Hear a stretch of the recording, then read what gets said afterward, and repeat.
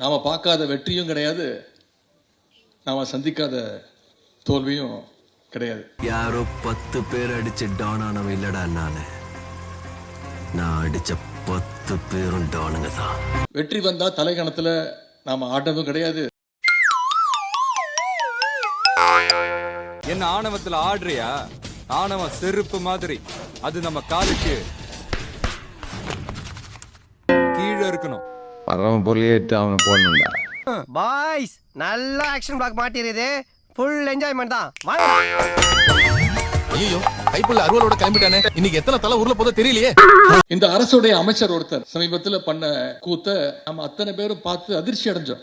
நீங்க என்ன வேணுமிட்ட விருப்பத்திற்கு மட்டும் தெரியுது சார். தக் லைஃப் அப்படின்னு போட்டு ஒரு ரீல்ஸ் போடுறாரு ஒரு அமைச்சர். வேற யாரு? நான் தான். ஐபிஎல் மேட்ச் பார்க்க போகும்போது 500 ரூபாய் நோட்டை வச்சு ஒரு மொபைல் போனு, கிரெடிட் கார்டு இதெல்லாம் வச்சு ஒரு மாத்திரைய பொடியாக்கி, அதே மாதிரி இந்த போதைப் பொருள் நடமாட்டம் அதை கண்ட்ரோல் பண்றதுக்கும் நம்ம அரசு கடுமையான நடவடிக்கைகள் எடுத்துக்கிட்டு இருக்கிறோம். அங்கே பார்.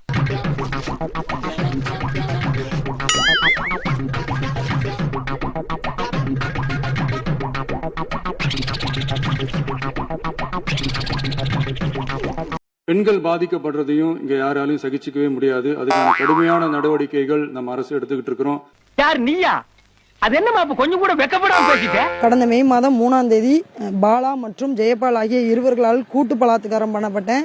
எதுக்குன்னா என்னை சரவணன், அதாவது சிறுவைகுண்ட சட்டமன்ற உறுப்பினர் சரவணன் அவர்களோட லாட்டரிக்கு கமிஷன் வேலை அப்படின்னு சொல்லி என்னை ராமநாதபுரத்தில் ஏஜென்ட் ஆகிய ஜெயபாலை பார்க்கணும்னு சொல்லி என்னை பாலா எங்கள் வீட்டிலேயே காரில் ஏற்றிட்டு போனார். பெண்கள் பாதிக்கப்படுறதையும் இங்க யாராலையும் சகிச்சுக்கவே முடியாது. அடங்கப்பா, இது உலக நடிப்புடா சாமி. போதைப் பொருள் நடமாட்டம் எல்லாம் தாறுமாறா அப்படியே பரவி கொட்டி கிடக்குது. புரிஞ்சதா? போதைப் பொருள் பயன்பாடு புகார் தொடர்பாக அமைச்சர் சரத்குமார் விளக்கமளித்து வீடியோ வெளியிட்டிருக்கிறார். கிரிக்கெட் ஸ்டேடியத்தில் சரத்குமார் போதைப் பொருள் பயன்படுத்தியதாக திமுக புகார் கூறியது. இதனைத் தொடர்ந்து அதற்கு விளக்கமளித்திருக்கிறார் அமைச்சர் சரத்குமார்.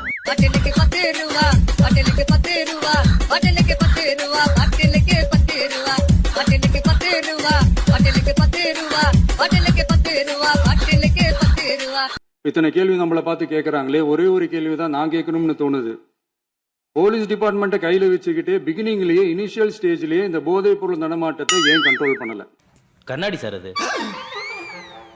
என்னன்னு கேட்டா, குழந்தைக்கு உடம்பு சரியில்லை, ஃபீவர், பாராசிட்டமால் மாத்திரையை பொடியாக்கி கொடுத்துட்டு இருக்கிறேன் அப்படின்னு ஒரு அமைச்சர் சொல்றாரு. ஏன் சார் இருமுறீங்க? இருமலியா ஒரு வாரமா பேதியா போய்கிட்டு இருக்கு சார். பேதிக்கு இருமலுக்கு என்ன சம்பந்தம்? எங்க ஊர்ல சார் பேதி வந்தா இருமல் வரும் சார். பேதி வரும் அப்படின்னா உங்க ஊர்ல எல்லாமே உள்டாதான். அவர் என்ன பொடியாக்குனார் அப்படிங்கறத ஒட்டுமொத்த தமிழ்நாட்டுக்கும் நம்ம கண்கூட பார்த்தோம். நம்ம அத்தனை பேருக்கு தெரியும். அந்த அமைச்சர் மேல நடவடிக்கை எடுத்தாரா? எந்த நடவடிக்கையும் அரசு எடுக்கல. ஆக்ஷனும் எடுக்க கூடாது, ரியாக்ஷனும் காட்டக்கூடாது. ஏன்னா எல்லாரும் எம்மாம மச்சான். இன்னொரு பக்கம் அரசு வழக்கறிஞர் நியமனத்துல இன்னைக்கு லஞ்சம் தலைவரிச்சு ஆடிட்டு இருக்கு. ஊரடிச்சு உலையில போட்டு ஊழல் மேல ஊழலா செஞ்சுக்கிட்டு சமீபத்துல ஒரு ஊழல் ஒண்ணு வெளியே வந்திருக்கு. 2 மாதம் தான் ஆகுது, அதுக்குள்ள இவ்வளவு பெரிய ஊழலா அப்படின்னு கேட்கிற அளவுக்கு அந்த ஊழலின் வடிவம் இருக்கு. எங்க தலைக்கு எவ்வளவு தில்லு பத்தியா? அது என்ன அப்படின்னா, இந்த ஊழலோட சைஸ் மெகா மெகா ஊழல் ஏன் சொல்ல வேண்டியிருக்கு அப்படின்னா, 6 மாதத்துல இவ்வளவு துணிஞ்சு எந்த கட்சியும் பண்ண மாட்டேன். எனக்கு பயம் இல்ல, அதுக்கு தான் சாம்பிள். இந்த கட்சியுடைய பொதுச் செயலாளர் அரசு வழக்கறிஞர் நியமனத்துக்கு லட்சக்கணக்கில் பணம் வாங்கியிருக்காரு. அந்த கட்சியுடைய நிர்வாகியே இன்னைக்கு புகார் கொடுத்திருக்காரு. அவர் மேலேயும் இது வரைக்கும் எந்த நடவடிக்கையும் இல்லை. தப்பு நடக்க கூடாதுன்னுலாம் அடிக்கல, தப்பு நடக்கணும், ஆனா அதை நாங்க மட்டும் தான் பண்ணணும். இன்னைக்கு அமைச்சர் இருக்கவங்க ஒவ்வொருத்தரும் பாத்தீங்கன்னா என்ன அவங்களுடைய பயோடேட்டா எடுத்து பாருங்க. தகுதி அது உனக்கு இருக்கா? பாஸ் ஸ்டாண்ட்ல 5 முட்டாய் வித்த நாயே, காக்கூஸ் போன நேரத்தை சூட்கேஸ் திருப்பி வந்த நாயே, உனக்கு தகுதியா? அடிதடி புகார் இருக்கிற ஒருத்தர் அமைச்சர். இன்னொரு அமைச்சர் மேல நில அபகரிப்பு புகார், அவர் ஒரு அமைச்சர். இன்னொருத்தர் வேலை வாங்கி தரேன்னு சொல்லி பணம் பறிச்சதுன்னு ஒரு அமைச்சர். ஊர்ல நொண்டி நோசக்கா, வெந்தது வேகாது, பெட்டி கடையில கடன் சொன்னது, பீடிய கிள்ளி குடிச்சது, சந்தை கடையில கருப்பி திருட்டு கொண்டது, இந்த மொத்த கோபம் கிடக்குதா? இதெல்லாம் கூட பரவாயில்லைங்க. சட்டமன்றத்தில் உட்கார்ந்து எதிர்க்க பார்க்கும்போது பாத்தீங்கன்னா ஒரு அமைச்சர் பாத்தீங்கன்னா திருட்டு விசிடி எடுத்துவாரு. இது புத்தமுது படம், பெரிய பட்ஜெட், ரொம்ப ஸ்பெஷல் படம். இன்னொரு அமைச்சர் பிளாக்ல டிக்கெட் வித்தவர். வேணும் இருக்கா? ஆர்டினரி வேணுமா, சூப்பர் டீலக்ஸ் வேணுமா? அது என்ன சூப்பர் டீலக்ஸ் இருக்கே? டேய் மச்சி, விக்ஸ்ரா. சூப்பர் டீலக்ஸ் 40 ரூபாய் கொடுங்க. இந்தாங்க விக்ஸ் பேப்பரா. இன்னொரு அமைச்சர் பிளாக்ல லாட்டரி டிக்கெட் வித்தவர். அண்ணே உடனே தானே. இவங்க எல்லாம் இன்னைக்கு அமைச்சர்களா? என்ன கொடுமை சரவணன். தன்னெழுச்சியாக வந்திருக்கக்கூடிய ஜென்சி இளைஞர்களை இன்னைக்கு டார்கெட் பண்ணி அவங்க மேல இன்னைக்கு இந்த அரசு பொய் வழக்கு போட்டு பயமுறுத்த பாக்குறாங்க. நெஞ்சில குத்தாத முதுகுல குத்திட்டேடா ஆம்பளனா நெஞ்சில குத்தறடா. நான் இந்த ஆட்சியாளருக்கு சொல்வது, நீங்க இல்ல உங்க தாத்தாவே வந்தாலும் திமுக காரன இந்த உருட்டல் மரத்தில் மேலைக்கெல்லாம் பயப்படக்கூடிய ஆட்கள் நாங்க கிடையாது. எங்க அப்பனாலேயே முடியாதத எங்க அப்பன் மேல சத்தியமா இனி எவனாலேயே முடியாது. One and only pace.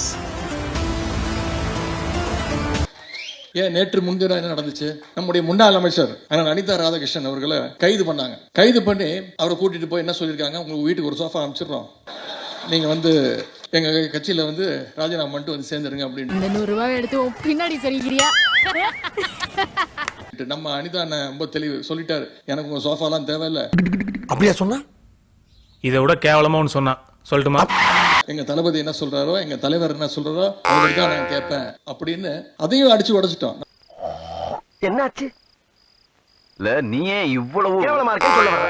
ஒத்துக்கிறேன். நம்முடைய வழக்கறிஞர் ஆளுங்கட்சியுடைய அந்த சதி திட்டத்தையும் இன்னைக்கு முறியடிச்சு காட்டிட்டாங்க. யோ ஏதாவது பண்ணுங்கயா, ஆட்சி உங்க கையில தானே இருக்கு. அவங்க கையில ஆபீஸ் ரூம் இருக்கு, யார் போனாலும் ஆப் வச்சு ஆஃப் பண்ணிடு. கவுண்டமணி ஒரு இளநீ கடை வச்சிருப்பாரு, எதிர்க்கவே வந்து செந்திலும் ஒரு இளநீ கடை போட நினைப்பாரு. யாரடா சொல்ற? பொதுவா சொன்ன குருவே. திரு செந்தில் அவர்களுக்கும் வடிவேலுக்கும் ஒரு அண்டர்ஸ்டாண்டிங் வந்துடும். என்ன பண்ணுவாரு, ஒவ்வொரு இளநியா கயிறு கட்டி எதிர்த்த கடைக்கு அமுச்சு விட்டுருவாரு. அவர் பெரிய கடைக்காரர் ஆயிடுவார்.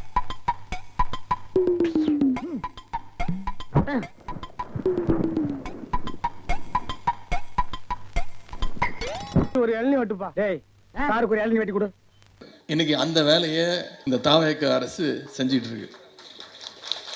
இவர்தான், இவருக்கு இதான் வேலை. இவ்வளவுத்தையும் பண்ணிட்டு எதுக்கு எடுத்தாலும் திமுகவும் அதிமுகவும் கூட்டணி சேர முயற்சி பண்ணாங்க. டெய்லி காலைல எந்திரிச்சோன்னே இதுதான் அவங்களுக்கு டயலாக். எத்தனை நாளைக்கு நீ இந்த கிரிமினல் மைண்ட் வச்சு ஏமாத்தி பொடிச்சிட்டு இருப்ப? நீ ஏற்கனவே டிவி மேல கலர் பாட்டில வச்சு கலர் டிவின்னு சொன்னவன். அது மட்டும் இல்ல, இன்னைக்கு அவங்க ஆட்சியை கவிழ்க்க நாம முயற்சி பண்ணிட்டு இருக்கிறோம். இவங்க ஆட்சி நடக்கிற லட்சணத்தை பார்த்தா நாமெல்லாம் ஒன்றும் செய்ய தேவையே இல்லை. மக்களே தினமும் நிச்சயம் ஒரு நாள் விரைவில் கவுத்து விட்டுருவாங்க. செருப்பால் அடிச்ச மாதிரி சொல்லிட்டேன். மாதிரி இல்ல, உண்மையிலே செருப்பால தான் அடிச்சாங்க. எவ்வளவு நாள் தாங்கிக்க முடியும்? ஒவ்வொரு நாளும் நாம அவங்க கட்சி எம்எல்ஏவை இழுக்க பாக்குறோம். யார் எம்எல்ஏன்னு தெரியாதுயா. டேய் என்னடா இப்படி அசிங்கப்படுத்துற? அப்படிதான் பண்ணுவேன். என்ன இப்போ இன்னைக்கு அடுத்த கட்சி எம்எல்ஏ ஒவ்வொருத்தரா இளநீ புல்லிங் மாதிரி என்ன சொன்ன இளநீ புல்லிங் மாதிரி. ஆனா இது புதுசா இருக்குனே. புதுசா இருக்கு. முதலமைச்சர் சட்டசபையில பேசும்போது பேசினார், விடமாட்டேன், தொடமாட்டேன், தொட்டவனை விடமாட்டேன் அப்படின்னு சொன்னாரு. மக்கள் பணத்துல இருந்து ஒரு பைசா கூட தொடமாட்டோம், தொடவும் விடமாட்டோம், தொட்டா விடமாட்டோம், இதுக்கு முன்னாடி தொட்டவங்களையும் விடமாட்டோம். சூப்பர் பஞ்ச் தலைவா. இப்ப எங்க பஞ்ச பாக்குறியா? சொன்னதை நீங்க செஞ்சிட்டு இருக்கிறாரு. ஒரு அதிமுக எம்எல்ஏ கூட விட மாட்டேன், அதுவும் குறிப்பா ஊழல் வழக்கு யார் யார் மேல இருக்கோ அவனெல்லாம் நான் விட மாட்டேன், வேற யாரும் தொட்ட விட மாட்டேன், நான் மட்டும் தான் தொடுவேன்.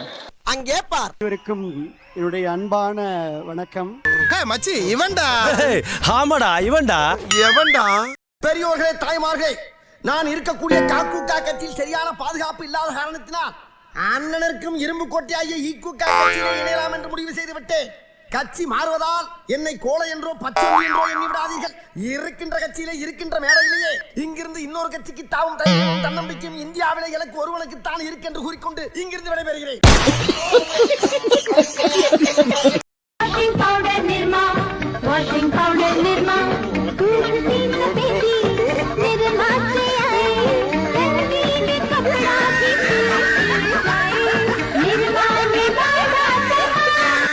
பேசுறாரு. எங்களுக்கு சில நேரம் டவுட் ஆயிடுது, நாம சட்டசபைக்கு தான் வந்திருக்கோமா இல்ல ஏதாவது தியேட்டர்ல ஃபர்ஸ்ட் டே ஃபர்ஸ்ட் ஷோ படம் பார்க்க வந்திருக்கோமா? என்னங்க சினிமா கூட்டிக்கு எப்போ வந்தா? இப்பதானே பஸ் பிடிச்சி கியூல நின்னு டிக்கெட் வாங்கணும், அதுக்குள்ள மறந்துருச்சா? ஆமா இல்ல இல்ல ஆமா. கூட்டம் பயங்கரமா இருக்கும் போல் இருக்கே. வாஷிங் மெஷின் நம்ம பாஜகவை சொல்லுவோம் பெரிய வாஷிங் மிஷின், இன்னைக்கு அதுக்கு போட்டியா ஒரு குட்டி வாஷிங் மிஷினா இன்னைக்கு இந்த அரசு, தவேக அரசு நடந்துகிட்டு இருக்கு. அப்ப ஜெயிச்சிட்டோம் பாரா, ஜெயிச்சிட்டோம்.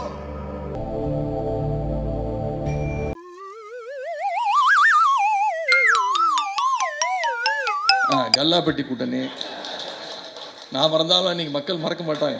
ஞாபகமே இல்லையடா. இல்ல நீ மறக்கலாம், ஆனா நான் மறக்க மாட்டேன். மறக்காம சர்ப்ரைஸ் பண்ணுங்க. நெக்ஸ்ட் மீட் பண்றேன். ஒரு பிக்கிங்